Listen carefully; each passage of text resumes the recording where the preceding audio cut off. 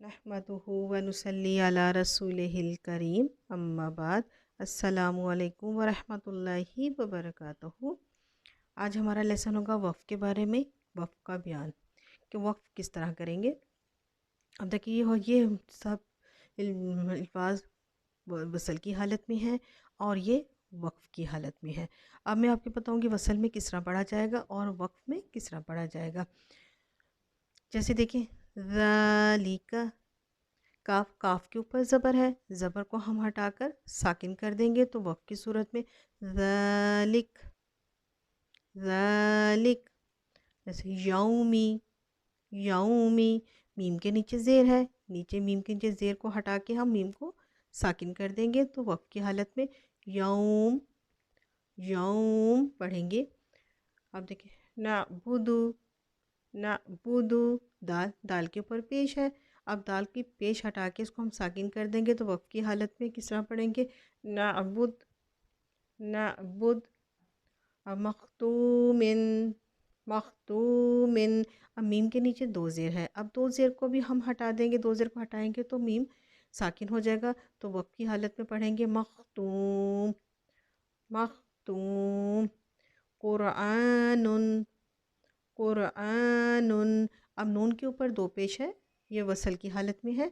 अब जब हम इसको वक़्फ़ की हालत में करेंगे तो किस तरह होगा, नून के ऊपर दो पेश हटा देंगे और नून को साकिन कर देंगे। क़ुरआन क़ुरआन।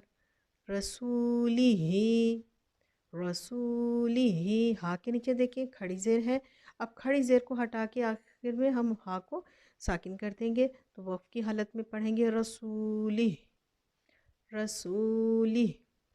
यरहू यरहू, हा के ऊपर उल्टा पेश है, अब इसको उल्टा पेश को हटा देंगे तो हा हम साकिन हो जाएगा तो वक़्फ़ की हालत में इसको पढ़ेंगे यरह यरह।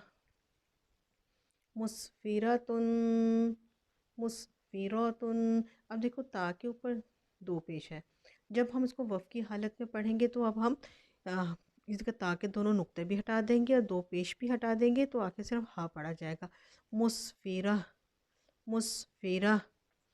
अबवाबन, अब इसको बा के ऊपर ये देखिए दो ज़बर है, अब जब हम इसको वफ़्फ़ की हालत में पढ़ेंगे तो बा के ऊपर से एक ज़बर को हटा देंगे, एक ज़बर रहेगा, अलिफ मद्दा बनाएंगे अबवाबा अबवाबा। अब यस्आ, यह खड़ा ज़बर ऐसे ही वक़्फ़ की हालत में पढ़ा जाएगा यस्आ। युहयी युहयी, ये इसी तरह ही अदा वक़्फ़ की हालत में भी ऐसे ही पढ़ा जाएगा। रफ़ाना रफ़ाना, अब देखो नून अलिफ अलिफ मद्दा है तो हम वक़्फ़ की हालत में भी अलिफ मद्दा ऐसे ही पढ़ेंगे, इसको हम साकिन नहीं करेंगे। रफ़ाना रफ़ाना।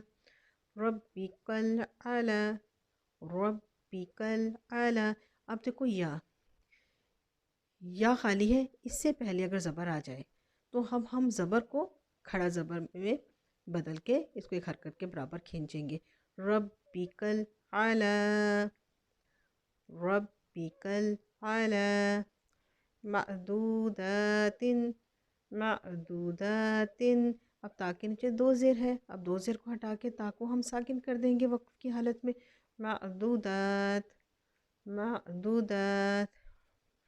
मुझे उम्मीद है कि इंशाल्लाह आपको समझ आ गई होगी कि वक़्फ़ की हालत में कि वसल की हालत में कैसे होता है अल्फाज और वक़्फ़ की हालत में किस तरह हम इसको आखिर वाले हर्फ को किस तरह हम साकिन कर देते हैं।